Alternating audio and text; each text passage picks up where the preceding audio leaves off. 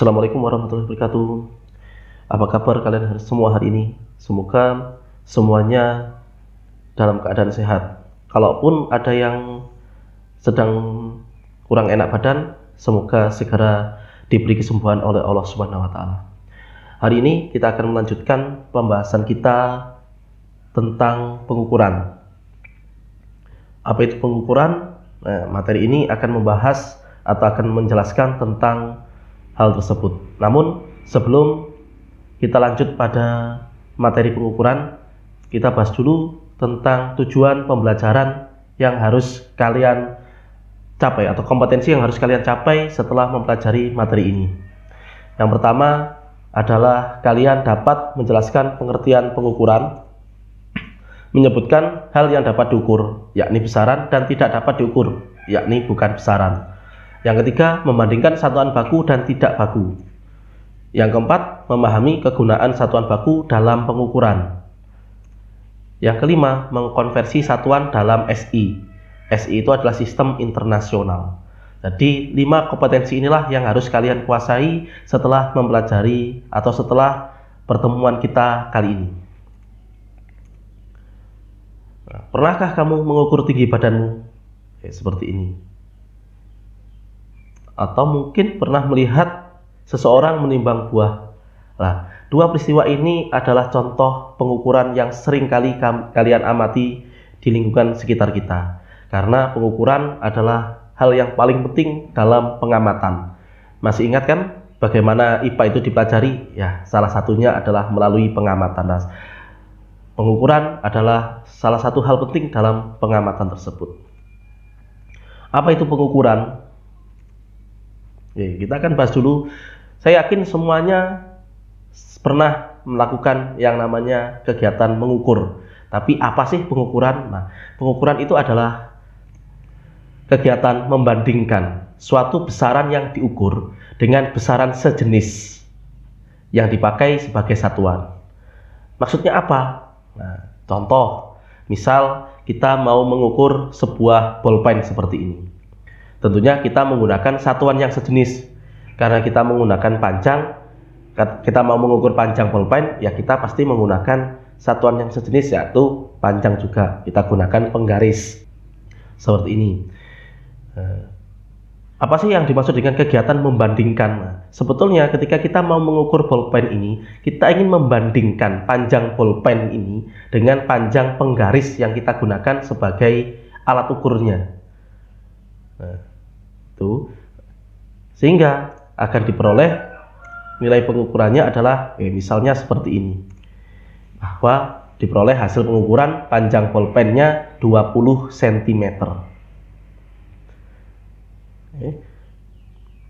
Mana yang termasuk besaran, mana yang termasuk satuan? Iya, besarannya adalah panjang, sedangkan satuannya adalah sentimeter.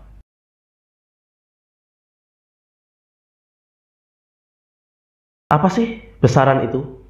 Besaran itu adalah segala sesuatu yang dapat diukur dan dinyatakan dengan angka. Jadi segala sesuatu yang bisa diukur dan dinyatakan dengan angka itu adalah besaran. Ya, apapun, semuanya apabila bisa diukur dan bisa dinyatakan dengan angka, maka kita sebut dengan besaran.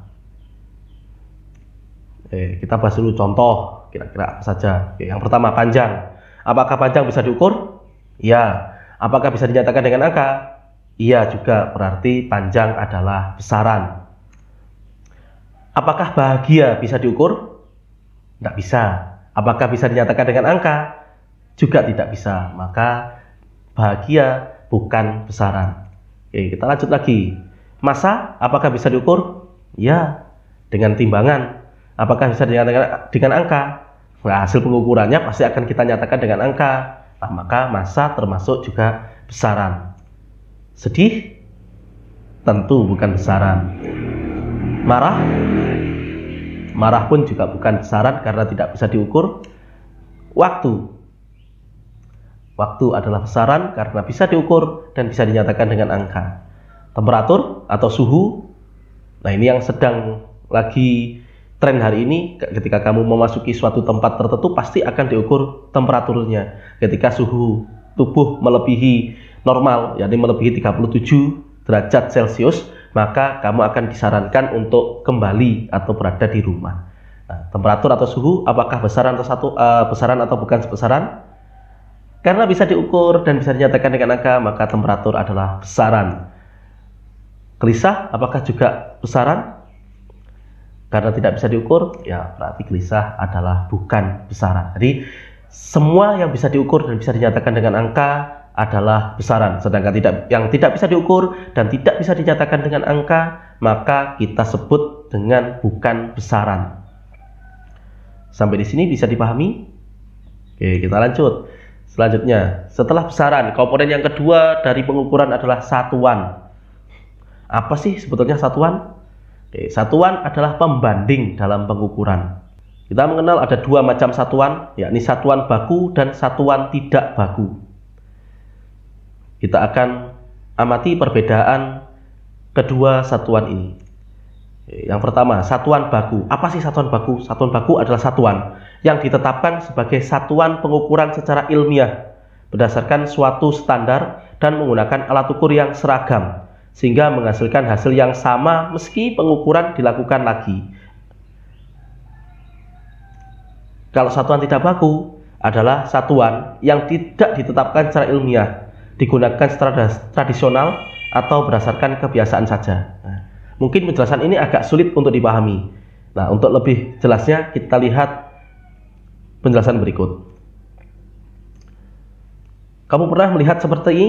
Iya, ini adalah tangga konversi yang sering kita gunakan untuk membantu kita mempermudah mengkonversi satuan. Apakah ini satuan baku? Iya, karena siapapun yang mengukur, kapanpun diukur ulang, hasilnya akan sama. Jadi ketika seseorang menggunakan satuan meter atau menggunakan meteran, mengukur panjang meja yang sama, pasti akan menghasilkan nilai yang sama. Selain besaran panjang, selain satuan meter yang kita kenal, apalagi yang merupakan satuan baku? Saya kasih contoh lagi, yang kedua, yakni besaran massa dengan satuan kilogram. Ini pun juga satuan baku, karena siapapun yang mengukur pasti akan menghasilkan nilai yang sama. Loh, apa ada hasil pengukuran setiap orang yang hasilnya berbeda? Ada. Ya, itulah yang kita kenal dengan nama satuan tidak baku. Jadi ketika dua orang atau lebih melakukan pengukuran benda yang sama namun memperoleh hasil yang berbeda, maka satuan yang dipakai adalah satuan tidak baku. Satuan tidak baku, seperti yang sudah kita bahas sebelumnya, digunakan secara tradisional, biasanya menggunakan alat tubuh kita atau salah satu dari organ tubuh kita. Misalnya, yang pertama ada depa. Kita lihat contoh di sini, ada dua orang, dua-duanya menggunakan depa. Apakah hasilnya sama? Tentu tidak.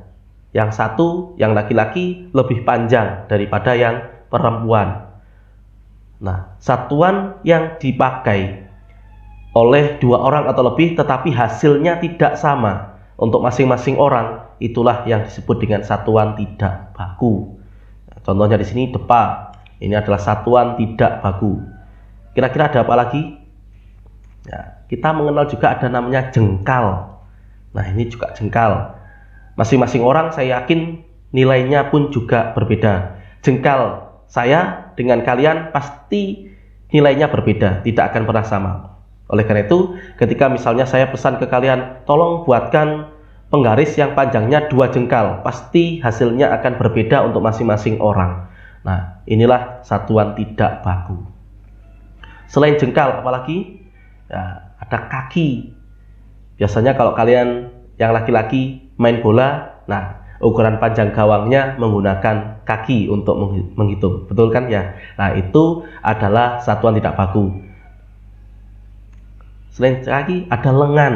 Nah, ini juga satuan tidak baku. Jadi satuan tidak baku biasanya menggunakan anggota tubuh kita untuk mengukurnya, dan ini digunakan secara tradisional bahkan jauh sebelum satuan-satuan baku ditemukan. Jadi satuan depa, jengkal, kaki, lengan ini pernah digunakan, namun ketika masih tradisional dulu, ketika satuan baku belum dipakai seperti saat ini. Kenapa mulai ditinggalkan? Ya karena hasilnya berbeda untuk masing-masing orang. Oke, kita lanjutkan. Selanjutnya adalah sistem internasional. Apa sih sistem internasional? Ya sistem internasional sebetulnya ya sistem satuan baku itu tadi. Ya, jadi syarat-syarat sebuah satuan disebut satuan baku. Yang pertama adalah bersifat tetap. Maksudnya tidak berubah karena pengaruh apapun. Jadi 1 meter di sini ya tetap dimanapun tetap 1 meter panjangnya seperti itu, tidak berubah. Kalau zaman dulu mungkin kalian pernah mendengar nama satuan kaki. Nah, satuan kaki itu menggunakan panjang kaki raja-raja yang saat itu berkuasa. Maka ketika raja ganti, maka satuan panjang kakinya pun juga berubah. Nah, seperti ini tidak bisa dipakai sebagai satuan baku. Yang kedua, mudah ditiru. Maksudnya adalah mudah dihasilkan kembali oleh siapapun yang memakainya. Dan yang ketiga, universal, yakni berlaku di berbagai negara. Baik di Indonesia, dimanapun nilai itu sama, tidak berubah, tidak berbeda. Maka inilah yang disebut dengan satuan baku. Mengapa sih kita harus pakai satuan baku? Oke. Sekarang bayangkan, apa yang terjadi jika setiap pengukuran di dunia ini menggunakan satuan yang berbeda-beda. Misal jengkal. Ketika kamu memesan baju ke penjahit dengan panjang lengan 3 jengkal, kemungkinan besar hasilnya tidak akan sesuai dengan keinginanmu. Mengapa? Ya penjahit itu menggunakan jengkalnya, sedangkan kamu mengukurnya menggunakan jengkal kamu, pasti hasilnya berbeda. Oleh karena itu, kita perlu yang namanya satuan baku. Syaratnya ada apa saja? Ada 3 yang tadi, bersifat tetap, mudah ditiru, dan universal. Nah, selain syarat itu, satuan baku memiliki ciri sebagai berikut. Menghasilkan pengukuran yang sama, meski dilakukan oleh orang yang berbeda atau pada waktu yang berbeda. Saya mengukur meja yang sama dengan meteran, pasti hasilnya sama dengan kamu yang mengukurnya pada hari yang berbeda atau pada waktu yang berbeda. Pasti hasilnya tetap sama karena menggunakan satuan baku itu tadi. Satuan baku memiliki standar yang besarnya ditentukan oleh ilmuwan. Selanjutnya kita bahas tentang konversi satuan. Apa sih konversi satuan? Konversi itu intinya mengubah. Jadi mengubah satuan pada besaran yang sama. Ingat, pada besaran yang sama. Tidak boleh mengubah satuan itu pada besaran yang berbeda. Jadi mengubah satuan pada besaran yang sama ke satuan yang lebih kecil atau lebih besar. Contoh seperti ini. Kalian mungkin pernah menjumpai tangga konversi seperti ini, bukan? Nah, ini adalah tangga konversi untuk mempermudah kita mengkonversi. Yang sebelah kiri atau yang A adalah besaran panjang. Yang sebelah kanan adalah besaran massa. Kita bisa mengubah satuan meter menjadi satuan yang lebih kecil, misalnya desimeter turun atau sentimeter, atau menjadi satuan yang lebih besar, misalnya ke dekameter atau hektometer atau kilometer. Nah, setiap satu tingkatannya akan dikali dengan 10, betul. Sedangkan ketika ke atas atau naik, satu tingkatnya akan dibagi dengan 10. Begitu juga dengan besaran massa. Kita bisa menyatakan gram menjadi besaran yang lebih besar, yakni ke atasnya, atau menjadi satuan yang lebih kecil, yakni ke bawah. Tapi ingat, yang bisa diubah hanya pada besaran yang sama. Kamu tidak bisa mengubah kilometer menjadi gram. Kilometer itu besaran panjang, gram itu besaran massa. Nah, seperti ini tidak bisa kita lakukan. Kita hanya bisa mengubah pada satuan mengubah satuan pada besaran yang sama. Besaran panjang, ya kita hanya mengubahnya pada besaran panjang. Meter ya ke kilometer, dekameter, hektometer, dan seterusnya. Gram juga seperti itu. Tidak bisa kilometer menjadi gram. Nah, seperti itu tidak bisa dilakukan karena besarannya sudah berbeda. Namun ada kalanya hasil pengukuran itu memperoleh hasil yang sangat besar atau sangat kecil. Misal kita mengukur massa bumi. Bagaimana cara mengukur massa bumi? Ya jelas ada teknik atau teorinya. Dan sangat besar itu jelas kita menggunakan angka-angka yang sangat besar, atau virus, bakteri yang sangat kecil, dan ini tidak bisa dilihat oleh mata kita. Nah, untuk hal-hal yang sangat besar atau sangat kecil, kita menggunakan yang namanya awalan. Awalan ini menggunakan kelipatan 10, misal tera, simbolnya T, 10 pangkat 12, giga, 10 pangkat 9, mega, 10 pangkat 6, atau ukuran yang paling kecil, nano, 10 pangkat min 9, mikro, 10 pangkat min 6, dan seterusnya, seperti yang ada pada tabel. Awalan-awalan ini digunakan untuk menghitung hasil pengukuran yang sangat besar atau yang sangat kecil. Jadi, untuk menyatakan hasil pengukuran yang sangat besar atau sangat kecil, kita gunakan awalan-awalan seperti ini. Contoh yang sering kamu pakai ya, pada HP kalian masing-masing, itu kan selalu menggunakan, kalau tidak giga ya mega gitu ya. Jadi misalnya kamera 2 megapiksel gitu kan, atau memori HP-nya 2 giga, RAM 4 giga, 4 gigabyte kan. Giga itu awalan, byte-nya itu adalah satuan. Jadi awalan digunakan untuk menghitung hasil pengukuran yang sangat besar atau sangat kecil. Tera, giga, mega mungkin ini sering kalian jumpai pada yang sering ya pada gadget kalian masing-masing. Sekian, mohon maaf atas segala kekurangan. Kita ketemu lagi pada pertemuan berikutnya. Saya akhiri, assalamualaikum warahmatullahi wabarakatuh.